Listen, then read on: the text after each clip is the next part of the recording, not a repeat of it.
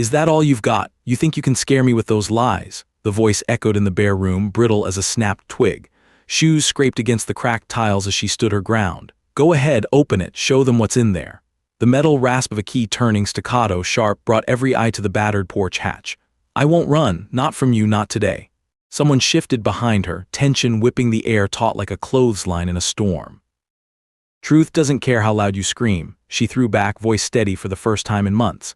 The steel door creaked. Light struck gold, hard and sudden. Look real close, this is what you tried to bury. A hush settled, no footsteps, only the rising wind at the side of the house. Doesn't matter what you think you deserve. Someone gasped, a sound too quick, too raw to hide. You said I'd never have the nerve. The chair at her left tipped, scraping gravel, but she held on.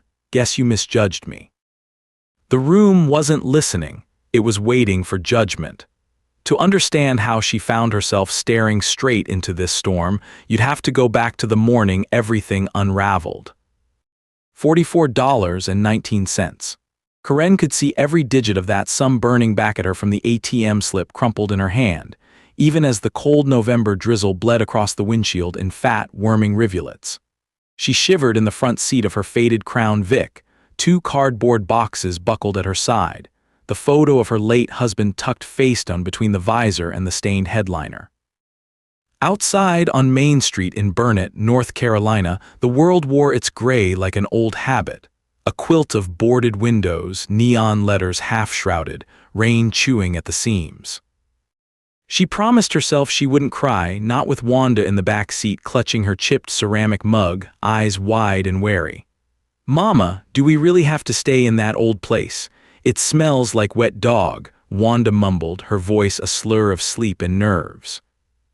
Karen forced a laugh she didn't feel. Just for a bit, honey. Till we get our feet under us again, remember it's still ours. No one can tell us otherwise.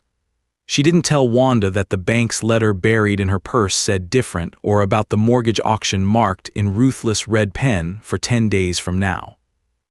Can I keep my lamp out tonight? Wanda pressed, thumb tracing the edge of her mug. I don't like the dark rooms. You can leave every light on if you want. Long as the power company lets us, Karen answered, checking the blue light on her phone. 11% battery. She wouldn't waste it calling for sympathy. 3 weeks since her mother's funeral, and the ache behind Karen's eyes still pulsed, raw and ugly. She remembered Brent's mother, Jean Colton, herself all powder and pursed lips, siding up beside the casket as if measuring cloth for a shroud. Your side of the family was always stubborn, Karen. Folks like us know how to move on, make something of ourselves. Behind her, Karen had heard Brent's sister, Sherry, mutter, not much left for the likes of them except that old dump on Briar Lane. Let 'em rot with their junk. Now here she was, keys to that old dump pressing sharp in her hand. The house waited at the edge of memory and asphalt, a collapsing 3-bedroom, porch sagging like a dropped jaw, clapboard scabbed with rot and rain. So much for legacy, she thought bitterly. Wanda sneezed. Rain seeped in through a crack by the window. Karen dug out a roll of duct tape from one of the boxes. She tried to keep her hand steady, though numbness tickled the edge of her fingers. She distracted herself by checking the envelope from the funeral home one more time.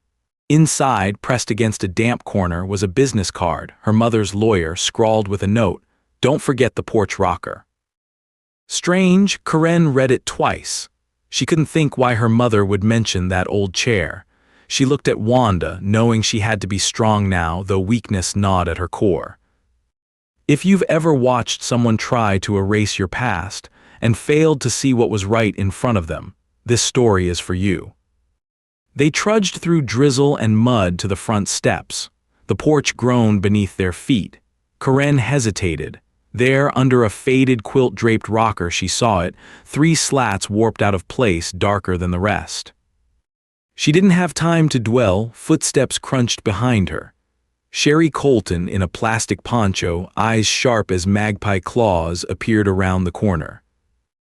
"You girls still rooting in the ashes," Sherry called, voice carrying. "None of our concern if you want this falling down wreck. Place is barely worth the taxes. Good luck with that mortgage, Karen." Karen squared her shoulders. "We're fine. You and your mother don't need to be here." Jean's sedan idled on the street, her hunched form barely visible behind the steering wheel. "Don't worry, I'm sure you'll find the mold soon enough," Sherry sneered. "Anyway, nothing in there for you. Mama says you're welcome to the memories if that's your thing." "The only thing I want's already been lost," Karen said, tension grinding in her jaw. As Wanda retreated behind Karen's legs, Sherry gave a thin smile. "Don't let the mold eat you alive, dear." Story in tatters, Karen pushed open the door, but not before she ran her fingers over the warped slats under the rocker, feeling, just for a heartbeat, a piece of the past refusing to disappear. Heavy silence filled the house, dust thick in the air. Somewhere beneath their feet, a secret waited. A loose screw scraped beneath Karen's boot as she stepped fully onto the sagging porch. Yesterday, it would have meant nothing. Today, it started everything. Wind barreled across Briar Lane as Karen fumbled the skeleton key into the rusty lock. The door creaked open, groaning more than swinging, and the musty scent of rot, bleach, and old cigarettes spilled out in waves. Wanda hesitated, peering over Karen's arm into dark, shifting hollows. For a moment, Karen just stood, throat tight. "Is it safe?" Wanda whispered. Her mug rattled on the step. "Do the raccoons still live in the walls?" "Not if they know what's good for them, they don't," Karen said, cocking a grin. "You let me go first." She braced herself and stepped into the gloom. Stacks of yellowing newspaper, envelopes addressed to her mother in gentle, looping pen, and a bent brass lamp sat on the entry table. Rain tapped the roof in uneven rhythm. Karen plucked the only working flashlight from a box and handed it to Wanda. "You're my navigator. Lead the way to the kitchen." Wanda saluted, eyes wide, and tiptoed across the shattered linoleum, calling out, "One left turn, Captain. Avoid the scary dust bunnies." Karen followed, heart tangling up with every memory. She glimpsed her mother's painted teacups, now rimmed with grime, and the familiar oval mirror, silvered at the edges. Her mother's voice rang soft in her head from some memory of birthday mornings. "Keep your clever eyes open, Karen. Some things are lost, some are only hiding." Flash, the past surged. Karen remembered her stepfather, Leon, a dry man with a laugh like stones, stripping rooms bare after the funeral, careful not to leave a trace. "What's gone, stays gone," he'd muttered, Karen too broken then to fight. Now she lingered at the kitchen entry, peering into dust-coiled corners. The porch memory needled her. "Navigator, can you light up that corner by the hall closet?" Wanda swung the beam, landing on a stacked armchair with an odd, faded cushion, just above where Karen's mother always sat, reading Laura Ingalls Wilder, drawing page after page of garden plans. "Enough exploring, girls," Sherry's voice filtered in from the open front door. "It's raining cats and dogs, and I'm not waiting all day." Karen clenched her teeth, ignoring her. A sudden gust rattled the porch. Karen glimpsed the warped slats again, half hidden by the old rocker. With Wanda distracted in the kitchen, she returned, crouching low. The first slat was loose. When she pressed it down, something scraped underneath, metal against wood. Her heart pounded. She pressed further and a square outline emerged, barely visible but there. "Mother's note about the porch rocker," she breathed. Her hands trembled, knuckles whitening as she dug through the splintered boards. Her sleeve snagged and tore, but beneath she found a tiny metal latch partly disguised by caked mud and aging varnish. Click, the hatch shifted. "I need something to pry this up," she muttered, scanning for anything useful. Wanda drifted over, hugging herself. "What are you doing, Mama?" "Looking for that surprise your grandma probably left just for us."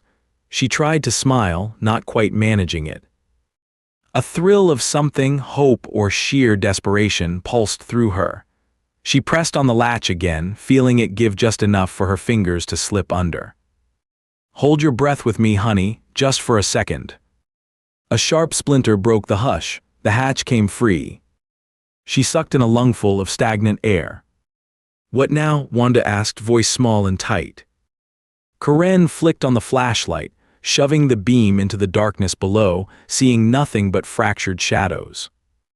She bent closer, not realizing she was holding her daughter's hand so tightly that Wanda winced. "Sorry," Karen whispered, but she didn't let go. Wind rattled ice against the porch glass, and every instinct screamed at Karen to stop, close the hatch, walk away. Instead, she reached down and found, beneath the ancient boards, a steel box latched tight against the damp. She hauled it out, breath-catching. Across its scratched lid, a single word, Colton, no initials, no dates. Her voice shook, but her resolve did not. "Someone wanted this to stay hidden," she whispered. The house was about to reveal itself. The box was heavier than it looked, enough that Karen nearly dropped it, cursing softly so Wanda wouldn't hear. With trembling hands, she slid the steel box across the creaking living room floor. The scraping sound echoed against the peeling walls like an accusation. She placed it square in a shaft of weak afternoon light filtering through the cracked window. Wanda hovered behind her, biting her lip, eyes flicking between the box and her mother. "What's in there, Mama?" Karen shook her head. Only one way to find out. She pressed her ear to the lid, hearing nothing but the stifled racing of her heart. In her mind, Karen heard Leon's sharp, dismissive voice, his words from summers past when she challenged him on missing jewelry or documents. No secrets here, unless you count dust and dead bills. But her mother's eyes had always flickered, alive with some private joke. Now, with the flathead screwdriver in hand, Karen wedged the blade under the latch. It took 2 attempts, the metal protesting, but with a final, angry snap, the box gave way. The inside was packed, envelopes layered beneath an embroidered handkerchief, all tied with a threadbare ribbon, then below a thick velvet bag. Karen's fingers fumbled with the string. Coins clattered, old Liberty heads, gold, silver, so many she couldn't count. Each one bore the oily scent of time. Under the coins, 2 fat money bands. Hundreds, wads piled like poker chips. Jewelry in a battered tin, bracelets heavy with dust. Wanda gasped, "Is that real money?" Karen nearly laughed, but tears stung her eyes. "Looks like it." Nestled at the very bottom was a folded sheet of stationery faded to bone. Karen recognized the script, her grandmother's careful hand. "Dearest Karen, if you are reading this, it means you haven't given up, no matter what your stepfather tries to erase. I never intended for anyone else to find this. You are not his nor theirs to dismiss. You are my only heir. The contents here are yours and yours alone, and under the vault, deeper than appearances, is the proof. Trust yourself. The past cannot be wiped away if you claim it." Karen pressed a trembling palm over the note, vision blurring.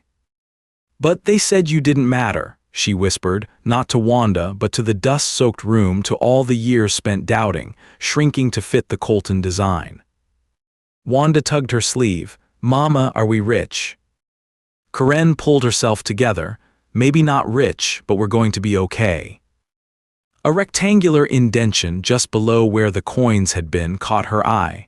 Fumbling with a hidden piece of felt, she found another envelope marked, "For lawyer, give only to Karen." Inside, a birth certificate, her own. The line for mother, Lillian Hart, maiden name Colton, father, unknown. She exhaled, that last doubt gone. Karen stuffed the letter, the birth certificate, and 2 rolls of bills into her bag. Wanda's small hand slipped into hers, anchor and promise both. "We need help, Mom," Wanda said quietly. Karen nodded. "This is bigger than us." Rain battered the roof harder now. Karen shut the box, steeling herself for what came next. "No going back," she said. Wanda squeezed her hand. "Do we have to tell them?" "We have to tell someone." For the first time in weeks, Karen felt her spine reset itself, straight, unbreakable. She zipped her coat, gathered Wanda, and braced against the wind that screamed as if in warning. They stepped back into the rain. Karen's knuckles tightened around the steering wheel as she guided the Crown Vic through Oak Haven's sloshing streets. The heater barely worked, but Wanda didn't complain, only stared out the fogged window, one hand on her thrift store lamp. Parking outside the only attorney's office that still displayed an open sign, Karen reached for her purse, heart pounding to a stumbling rhythm. She forced courage into her step as they strode past the cigarette stub, littered stoop and inside. The office was cramped, paper-stuffed manila folders everywhere. A young man in corduroy gestured them inside, introducing himself as Doug Layton, junior associate, mostly family law. "Afternoon, ma'am," Doug began, his drawl slow but kind. "You got a pressing matter today." Karen let the steel box thud on the desk. "I need legal help fast. The house, they're trying to auction it off." And she slid the velvet pouch and letter across to him. Doug's eyebrows arched. He handled the coins, reading the note silently. "You're saying this was your grandmother's and only you were supposed to find it." "That's right. My stepfather went through everything after the funeral, said there wasn't anything left." Doug inspected the birth certificate. "This here, it proves your mother's maiden name matches the Coltons." He checked Wanda, then Karen's face. "Means the property could bypass the step-parents and head straight to you. Was there a will?" Karen shook her head. "Not that I ever saw." Doug frowned. "You might have a legitimate claim on all this." Glancing at the time, he stood abruptly. "You said you've only got 9 days until the mortgage company sells the place." 10, but we're close." He nodded, pushing his sleeves up. "We need to act quick then. Freeze the auction, challenge any false claims from the Colton side. Did you tell them what you found?" Karen's mouth set. "Not yet. Sherry and Jean treated me like a ghost in my own skin. They thought I'd crawl away with nothing." Doug sorted through the jewelry, glanced at the crumpled note. "Ma'am, this cash and the coins, it's not just pocket change. You could be sitting on several million easy. You realize that?" Karen almost laughed. "Yeah, but only if we can keep the house." Doug grinned, slapping the folder shut. "If it's your birthright, let's make them fight for it. I'm filing for a stay of auction first thing tomorrow. Get comfortable, this'll get loud before it gets fair." Wanda slipped her hand into Karen's, squeezing encouragement. Outside, the rain had faded to mist, gray as old wool. But now Karen saw slanting light behind the clouds and perhaps a chance. The next morning, a sharp knock interrupted their breakfast of peanut butter crackers and black coffee. Karen opened the battered door to find Jean and Sherry Colton standing on her porch, flanked by a suited man with a briefcase. Jean's perfume, too sweet and too strong, burned in the damp. "Mind if we come in, Karen?" Jean didn't wait for an answer, pushing past her. Sherry followed, netting Wanda with a withering glance. "We heard you caused a fuss down at Layton Law," she sneered. Jean wasted no time, smoothing her coat and dropping her voice. "Listen to me, dear. There's no point dragging the family through any more grief. That house is worthless, a money pit. Brent told me himself he never wanted it. The bank's waiting." Karen squared her shoulders. "Funny, you seem to want it enough to send a lawyer." Sherry crossed her arms, voice rising. "Whatever you think you found, you're mistaken. Mama's name's on the title. No tricks can change what's rightfully ours. Give it up, Karen." The man with the briefcase cleared his throat. "Ladies, perhaps we should postpone this conversation until the property's been adjudicated." Karen barely concealed her disgust. "You want the truth, or do you just want me to disappear?" Jean pressed in. "We warned you not to meddle. After Brent passed, we let you keep the place out of charity. Give up the charade." Karen's hands clenched, around sorrow, around the sting of 1,000 small betrayals. Then she straightened, letting the dawn's chill flow through her. "I don't need your charity," she said steely. "I have proof this house and what's here are mine." She paused, letting that sink in. "The law's on my side now, watch me fight." Sherry spat. "You always thought you were smarter than everyone. You're about to find out you're not." The door slammed shut as they left. Karen caught her reflection in the cracked glass, older yes, but unbowed. A cold front barreled in, turning the drizzle to hard sleet as the days counted down, each one a nerve-flayed challenge. Doug's filings triggered an inquiry that stalled the property auction, but Jean and Sherry responded with their own legal volley, painting Karen as a delusional, unstable intruder. She received 2 threatening voicemails, their words slicing through the static. "You think you're so clever. Don't make us call CPS," Jean hissed. "You're going to regret this, Karen. You're in over your head," Sherry warned. Sleep grew elusive, her nights spiked with dreams of the porch hatch, of voices chanting her name in the dark. But every morning, Karen scoured deeds and receipts. She found a crumpled utility bill from 1978 listing her grandmother as sole owner, plus a cluster of postcards in looping script, each one a sliver of proof. Doug called daily with updates, sometimes after midnight. "They're not backing down, but the bank's wavering. If we get just one more piece of legal documentation tying your birthline to the property, this all flips in your favor." Karen clung to that hope, patching up window leaks, coaxing the old heater to life, lighting every room for Wanda. "Are you scared, Mama?" Wanda asked one night. Karen knelt down, smoothing stray hair off Wanda's forehead. "I'm always scared, but I don't let fear decide what I do."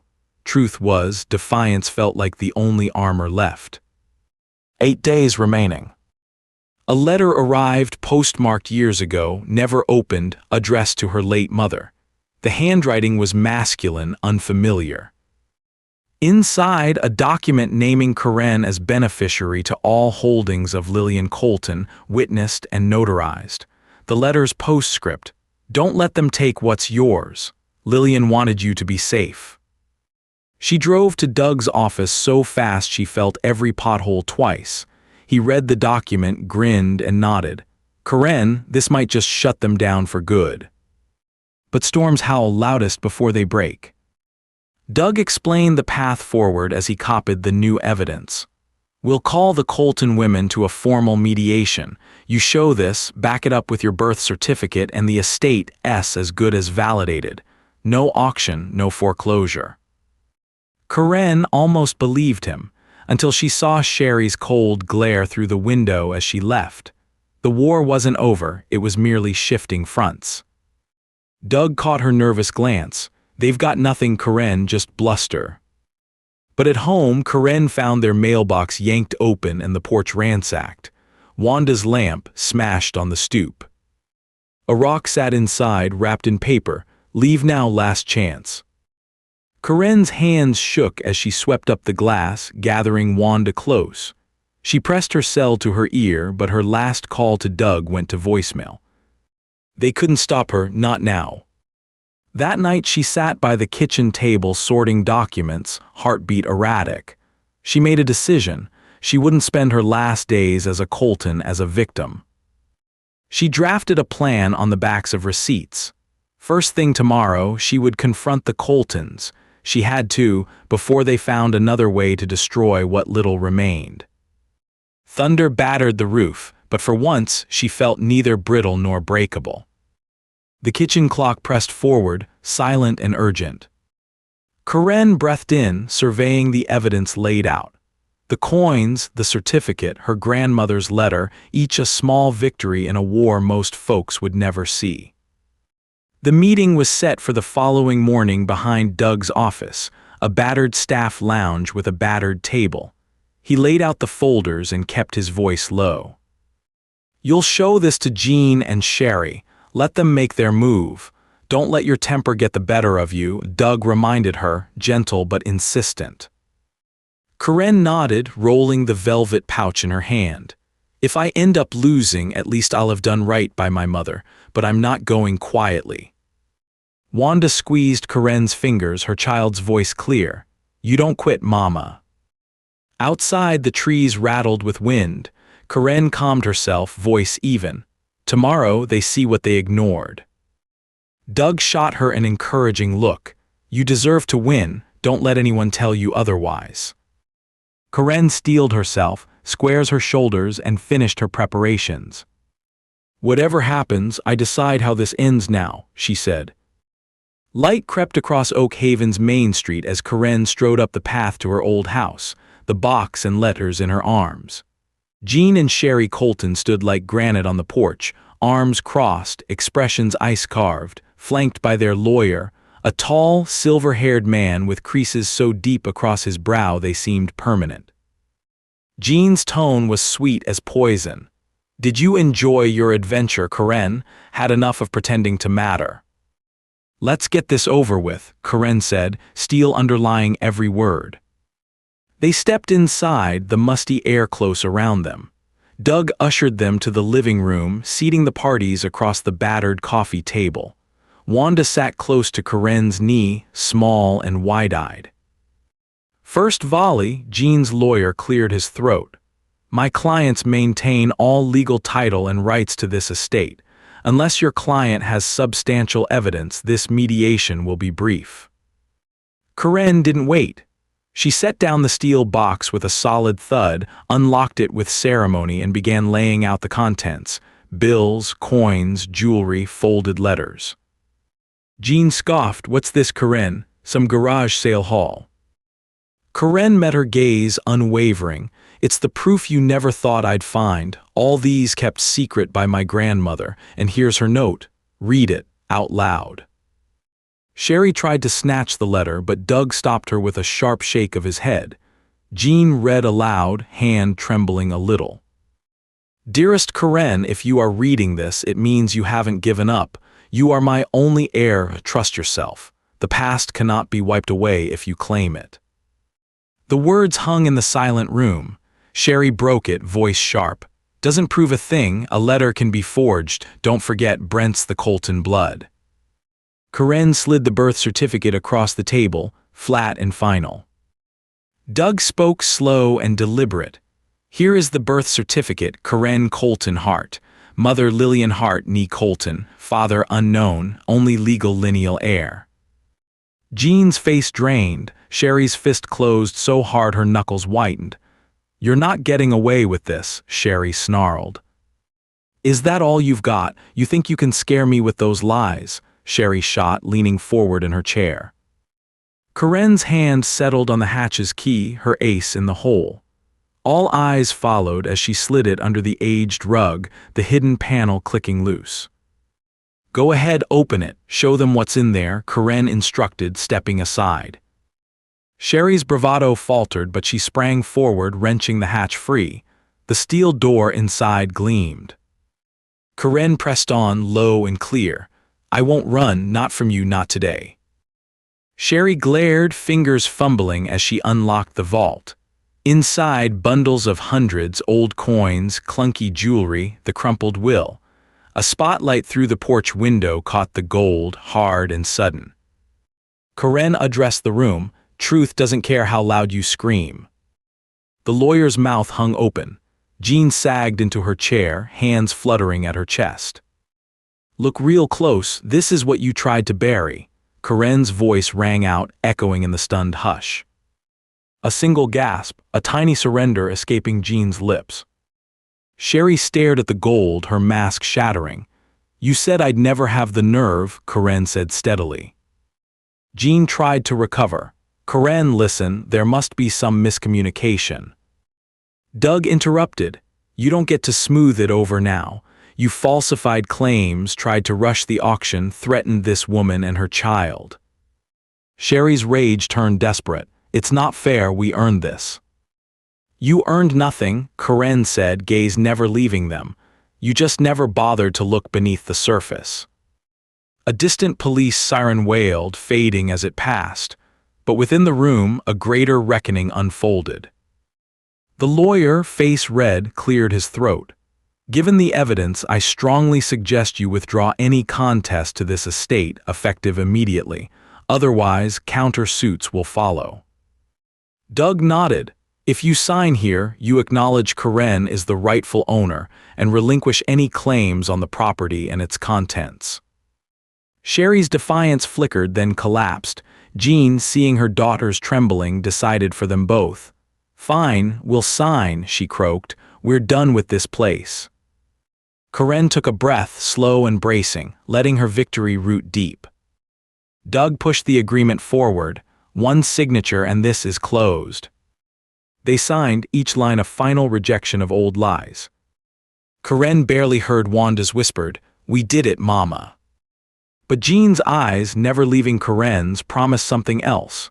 The constant, aching fear of one whose schemes had shattered, exposed, and bare to all.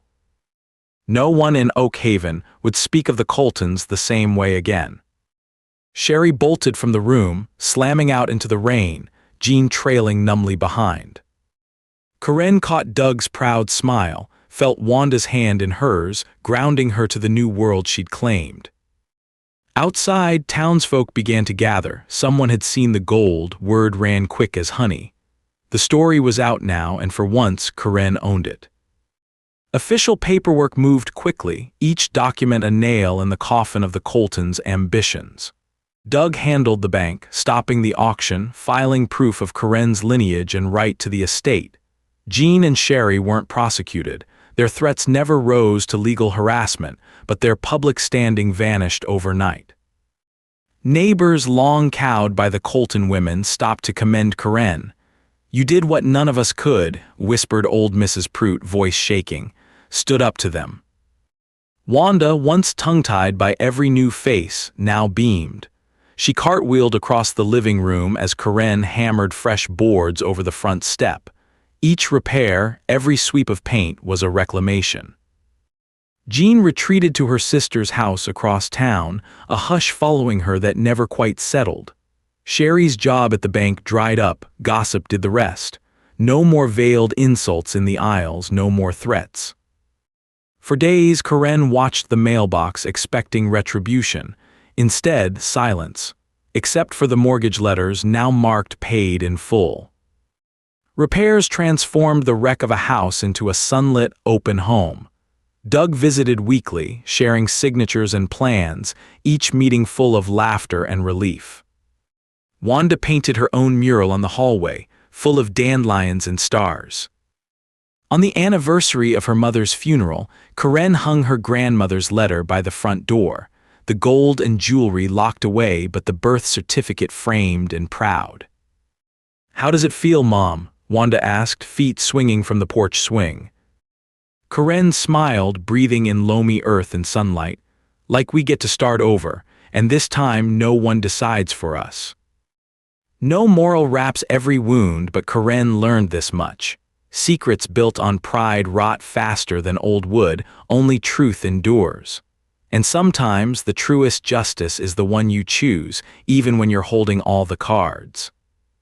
If you ever doubted that the long road through injustice could lead home, let Karen's story settle with you for a while. It's not just what you find, it's what you refuse to let be stolen. Some victories are counted not in dollars, but in mornings where you open your own door, unafraid, and step out into a world finally remade in your own hands.